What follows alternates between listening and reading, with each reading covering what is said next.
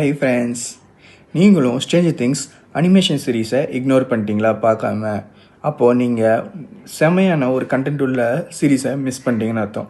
நிறைய பேர்கிட்ட கேட்டேன், இவங்க இது ஜஸ்ட் ஒரு அனிமேஷன்ற ஒரு ரீசன்னாலையும் இது சேம் ஸ்டோரியாக தான் இருக்குன்னு அவங்களே அசியூம் பண்ணனாலையும் இதை இக்னோர் பண்ணி பெரிய மிஸ்டேக் பண்ணியிருக்கீங்க. ஏன்னா இது உண்மையுமே ரொம்ப நல்லா இருந்துச்சு. இந்த சீரீஸ் இது சேம் ஸ்டோரி இல்லை, இது சீசன் 2வும் சீசன் 3க்கும் மிடில் வர ஒரு சாப்டர். உண்மையுமே ரொம்ப நல்லா இருந்துச்சு. இதோட பெஸ்ட் பார்ட் என்னென்னா, இந்த ஸ்டோரியோட ரைட்டிங்கில் டூஃபர் பிரதர்ஸ் இன்வால்வ் ஆகிருக்காங்க.